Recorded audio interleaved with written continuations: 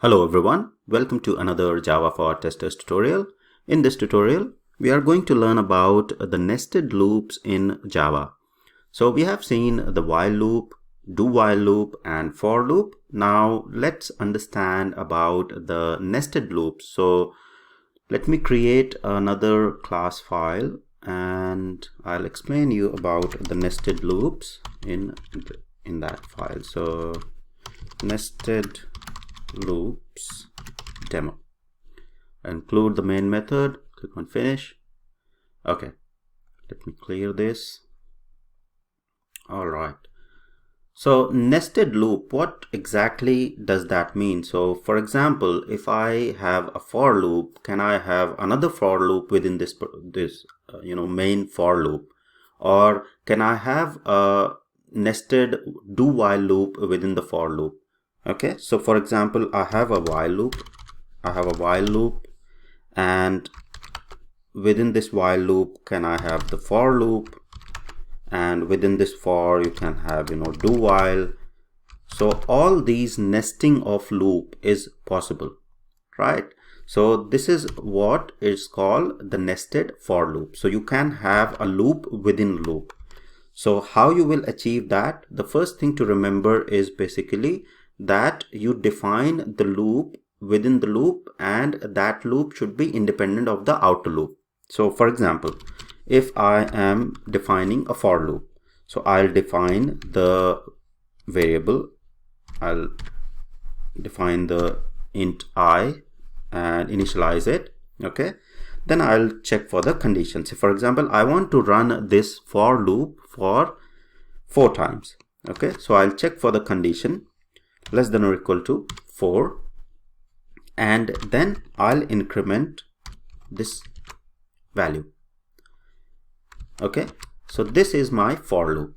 Now within this for loop, I want to execute, or I want to have a while loop which I want to execute for 5 times. So I can have while, okay, and for this while, the initialization of the variable needs to happen for this particular while, because this needs to be independent of the for loop. So for the for loop, the initialization happened within this loop. So I'll initialize a variable j for this particular while loop, and I'll say while j is less than or equal to 5, because I want to run this while loop for the 5 times, I will print j. So in this case, I'll print j. So this is how you will define your nested loop. Now this while loop is independent of this for loop. Okay, so now say for example, how this will happen, how the execution will happen. So the first, it will once the main method is being called, it will check for this for loop. This is the first statement here within the main method. It will initialize the variable I. It will check that I is less than 4, and it will come within this for loop. Within this for loop, there is another j integer that has been initialized. Then it will come and check for the while loop. So this loop, it will come and get executed. Now we haven't incremented this value here, j here. So let me increment that as well. So next time, once the j is printed, so j will be printed as 1, then it will be incremented as 2, and then again the condition checking will happen. 2 is less than 5, then it will print 2, and once this while loop has been executed successfully, it will again come back and check for the condition for the for loop. Okay, so it will, once it came out, it will increment this value to 2 this case in this time, and then again come back and execute this while loop. So let's print I as well. So what I'll do is I'll print the I. So we'll say here, I'll say value of I is, and I'll print concatenate I, and then again I'll say value of j is, and then concatenate j. Okay, so let's execute this and see the result. So how many times the execution will happen? So in this case, I want to execute the outer loop for the 4 times and inner loop for the 5 times.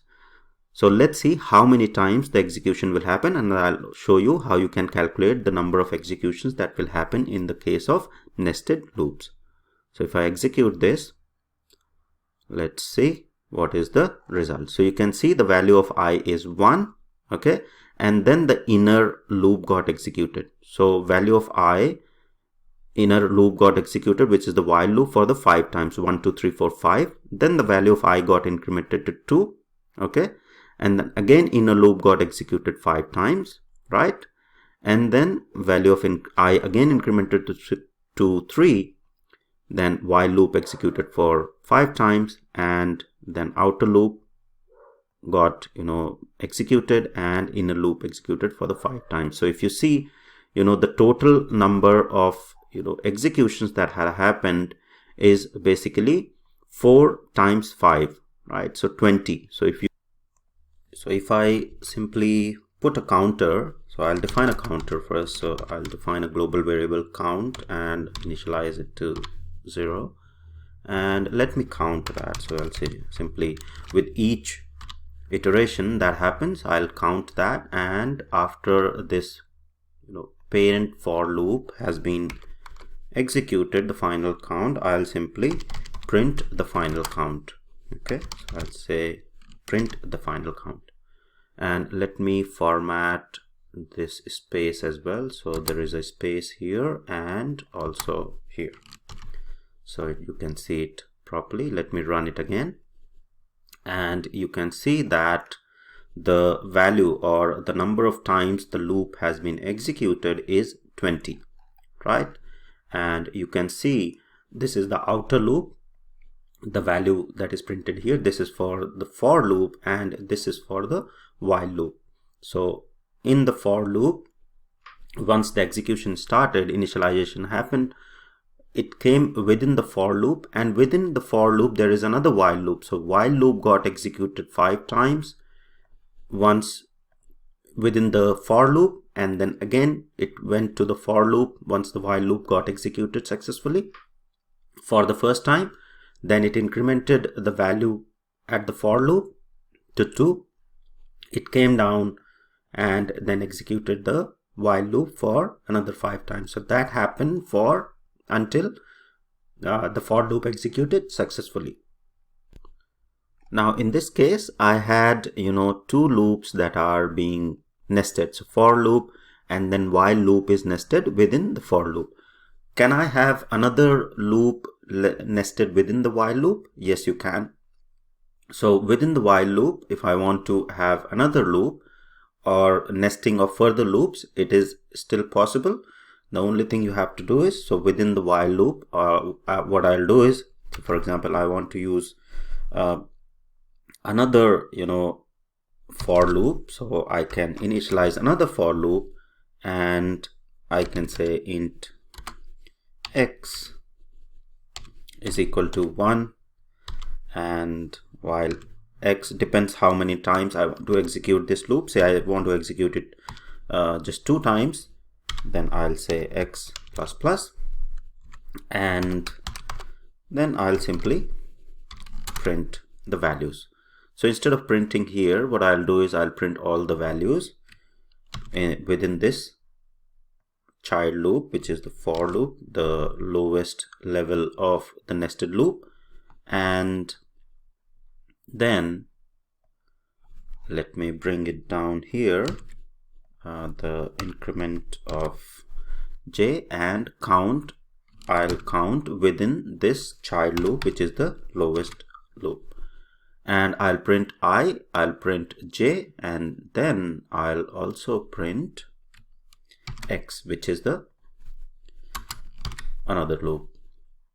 Value of x is plus x, right? So let me add another concatenation there. Let me format the whole code. Okay, so now it is better. So now what we are having is, we are having the first and foremost the for loop. Within the for loop, I am nesting a while loop, and within this while loop, I'm having another for loop, right? So this is the level of nesting that I'm trying to do. And then finally, I'm trying to, get the count of the total loops that will happen. So in this case, the total number of executions that will happen, or the looping that will happen, is you just have to multiply the number of times you are executing the loop. So for example, the for loop is running 4 times, while loop is running 5 times, and then innermost loop is running 2 times. So 4 times 5, 20, 20 times 2, 40.